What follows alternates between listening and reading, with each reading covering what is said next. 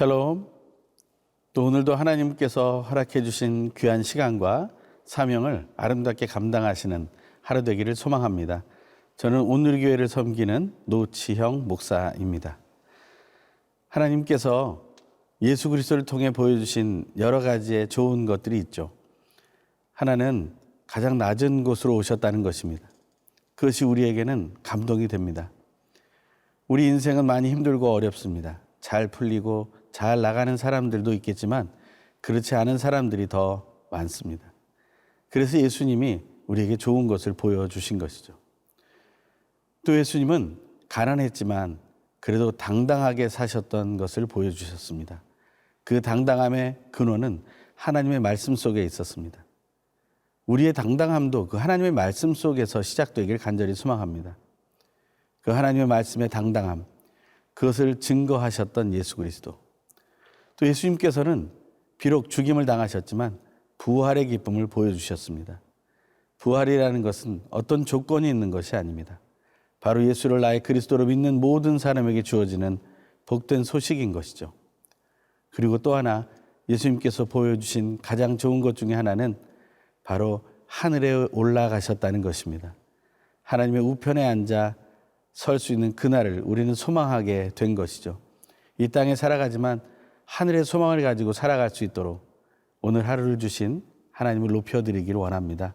오늘 주신 하나님의 말씀은 누가복음 24장 44절에서 53절의 말씀입니다. 오늘 하나님께서 우리에게 주시는 말씀을 함께 듣겠습니다.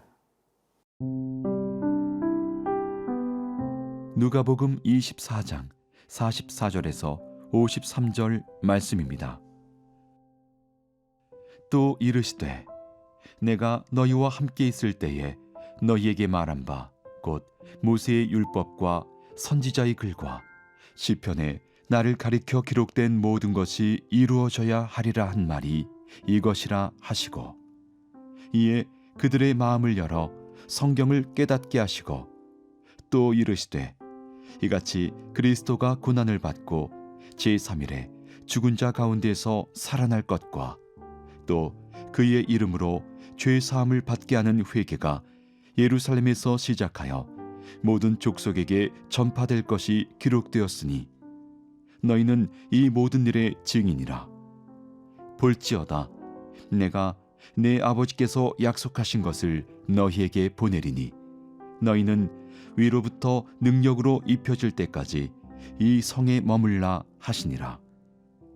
예수께서 그들을 데리고 베다니 앞까지 나가사 손을 들어 그들에게 축복하시더니 축복하실 때에 그들을 떠나 하늘로 올려지시니 그들이 그에게 경배하고 큰 기쁨으로 예루살렘에 돌아가 늘 성전에서 하나님을 찬송하니라. 부활하신 예수님께서 11 제자들에게 함께 오셔서 말씀을 나누실 때 그들에게는 의심이 있었지만 다시 믿음을 가지고 나아가게 되었습니다. 하지만 예수님께서는 다시 한번 정확하게 설명해 주고 계십니다. 44절의 말씀입니다. 또 이르시되 내가 너희와 함께 있을 때 너희에게 말한 바 곧 모세의 율법과 선지자의 글과 시편에 나를 가리켜 기록된 모든 것이 이루어져야 하리라 한 말이 이것이라 하시고, 예수님께서는 제자들과 마지막 시간에도 하나님의 말씀을 나누고 계시는 것을 보게 됩니다. 우리는 하나님의 말씀 속에서 당당해야 됩니다. 하나님의 말씀 속에서 나의 모든 삶에 근거가 있어야 되는 것이죠. 나의 말과 생각과 행동과 나의 선택과 비전을 향한 결정, 이 모든 것이 하나님의 말씀에 기반해야 한다는 것입니다. 예수님께서는 내가 제일 잘 나가라고 말씀하시는 것이 아닙니다. 예수님께서는 나를 통해 너희를 하나님께서 사용하실 것이다 라고 말씀해 주고 계시는 것이죠. 그럴 때 어떤 일이 일어납니까? 45절입니다. 이에 그들의 마음이 열려 성경을 깨닫게 하시고, 하나님의 말씀을 깨닫게 되는 역사가 일어나는 것이죠. 구원파라는 이단이 있습니다. 그 구원파라는 이단에서는 깨달음을 강조합니다. 육체는 완전히 망가져 버리는 것이지만 그 영적인 것은 온전해서 그 영으로의 깨달음이 구원의 확신을 가져온다라고 생각합니다. 그래서 어떤 날짜 어떤 시간에 그 깨달음을 얻었는지를 알게 될 때 진정한 구원의 확신을 얻었다라고 말하는 것이죠. 그것은 반쪽짜리밖에 되지 않는 깨달음입니다. 하나님의 말씀 속에서 예수가 그리스도라는 사실을 깨닫게 된다면 사도 바울이 고백했던 것처럼 예수 그리스도의 부활과 하늘로 올라가신 그 존귀히 여기시는 것만을 생각할 것이 아니라 이 땅에서의 고난도 함께 받아야 한다는 것을 기억해야 된다는 것입니다. 오직 예수 외에 다른 복음은 없습니다. 그 예수는 그 예수 외에 다른 복음이 없다는 사실을 이렇게 제자들에게 깨닫게 하셨다는 것이죠. 하지만 그들이 아직 육에 매여 있었기 때문에 사도행전 2장의 성령 강림 사건이 있기 전까지는 그들은 이 말씀을 깨닫긴 하였으나 무엇인지를 제대로 알지 못하게 된 것입니다. 성령 하나님의 충만한 임재만이 예수 그리스도를 구원자로 고백하고 선포하는 것에 핵심을 가지게 된다는 것입니다. 성경의 말씀을 깨달은 다음에 그들은 어떠한 결심을 하게 됩니까? 46절에서 48절입니다. 또 이르시되 이같이 그리스도가 고난을 받고 제3일에 죽은 자 가운데서 살아날 것과 또 그의 이름으로 죄사함 받게 하는 회개가 예루살렘에서 시작하여 모든 족속에게 전파될 것이 기록되었으니 너희는 이 모든 일의 증인이라. 아멘. 예수 그리스도께서 그들이 행하실 일을 하나하나 말해주고 있습니다. 결국엔 무엇을 얘기합니까? 바로 예수 그리스도의 증인된 삶을 살아야 한다는 것입니다. 예수의 증인된 삶은 무엇입니까? 첫 번째는 그리스도가 고난을 받고 제3일에 죽은 자 가운데서 살아난 것을 얘기하라는 것입니다. 이것이 성경에 기록된 것이라는 거죠. 성경에서 기록됐기 때문에 나의 깨달음은 거기서 멈추는 것입니다. 나의 깨달음은 성경이 이루어진 것을 깨닫는 것이 나의 깨달음인 것입니다. 성경이 아닌 이 세상의 다른 이치들이 어떻게 보면 조금 더 논리적인 이야기가 이루어진 것을 깨닫는 것이 구원이라고 말할 수 없는 것이 바로 여기에 있습니다. 하나님의 말씀이 이루어진 것이죠. 누구를 통해서? 바로 예수를 통해서 이루어진 것을 말하는 것입니다. 어떤 복음 전도자가 아닙니다. 어떤 대단한 기적을 일으키는 사람이 아닙니다. 진정한 예수 그리스도만이 이 복음을 이룬 유일한 분이라는 사실을 우리는 확신해야 됩니다. 그것이 우리의 증거의 주제가 되기 때문에 그렇습니다. 그리고 무엇을 전파해야 합니까? 죄 사함을 받게 하는 회개가 온 만방에 펼쳐나가야 된다는 것입니다. 교회가 세워지고 스데반의 순교 사건으로 많은 사람들이 흩어지기 시작하면서 회개의 복음이 전파되기 시작하죠. 성령 안에서 구원받고 세례받는 놀라운 은혜가 일어나게 되는 것이죠. 그러한 예수의 증인의 모습, 그것이 우리의 모습입니다. 진정한 깨달음은 오직 예수 안에서 모든 것이 이루어졌다라는 깨달음과 바로 우리 죄인인 우리들은 회개할 수밖에 없다는 깨달음, 그것밖에 없다는 것을 기억하길 바랍니다. 오늘 예수의 증인으로 부름받은 여러분과 저로서의 기쁨의 삶을 살기를 소망합니다.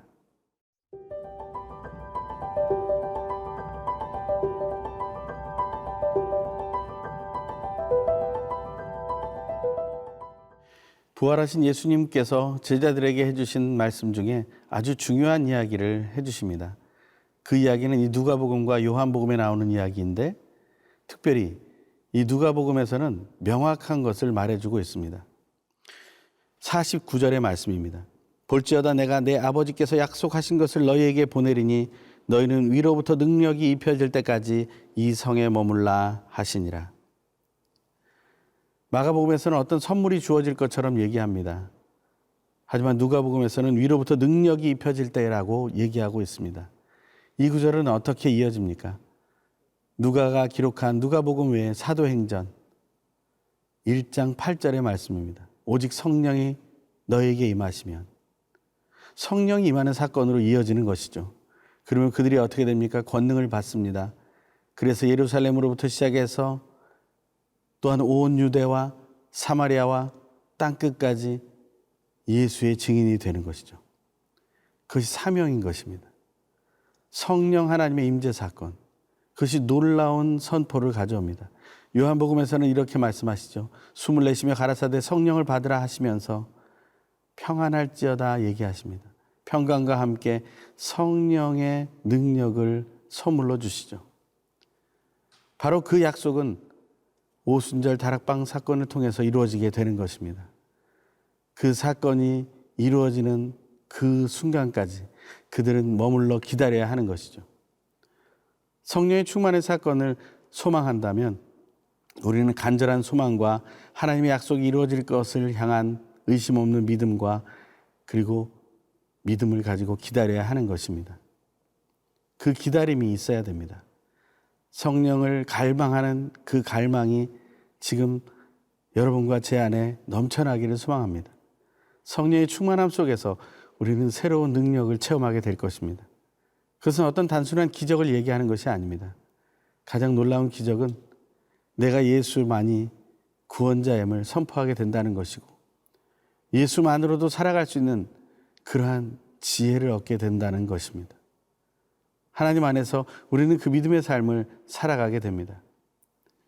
예수님께서 보여주신 좋은 것 중에 하나가 바로 부활뿐 아니라 하늘에 올라가시는 사건이라고 했습니다. 누가복음의 마지막은 그것을 기록하고 있습니다. 50절부터의 말씀입니다.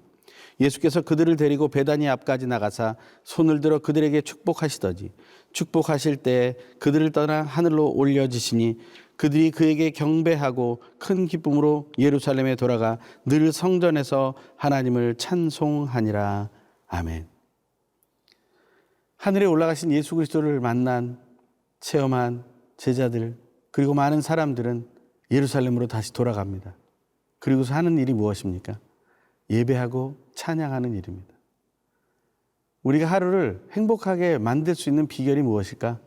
내가 어떤 일을 하면 나는 행복해질 수 있을까? 성경은 예수를 믿고 예배하고 찬양하는 삶을 살라는 것입니다. 예배와 찬양을 하면 내게 돈이 생기는가, 밥이 오는가, 그보다 더 중요한 것이 바로 우리의 소망인 하나님의 나라를 향해 나아갈 수 있는 믿음으로 우리가 설 수 있다는 것입니다. 이것은 추상적인 것이 아닙니다. 진정 내 속에 그 찬양의 기쁨이 넘쳐나게 되면 우리는 새 힘을 얻게 될 것입니다. 우리가 하는 일에 더 큰 능력이 임하게 될 것입니다. 내가 멈췄던 일, 포기했던 일들을 다시 시작할 수 있는 용기가 생길 것입니다. 먼저 하나님을 찬양해 보십시오.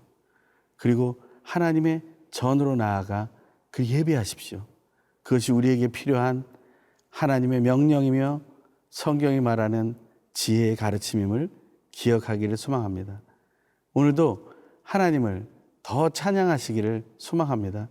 하나님을 경배하며 찬양하는 그 기쁨 속에 새 힘을 얻고 용기를 내어 다시 한번 시작하는 그 은혜를 체험하길 간절히 소망합니다.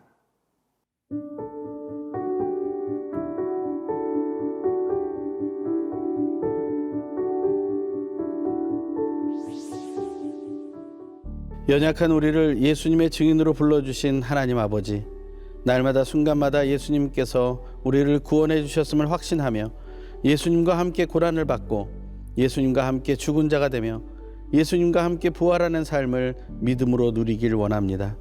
그리고 날마다 마음을 열어 하나님의 말씀인 성경을 깨달아 알 수 있도록 성령 하나님의 능력으로 충만케 하여 주셔서 예수님의 이름으로 죄사함을 받게 하는 회개를 땅끝까지 선포하는 예수님의 증인으로서의 사명을 온전히 감당하게 인도해 주십시오. 예수님의 이름으로 기도드립니다. 아멘.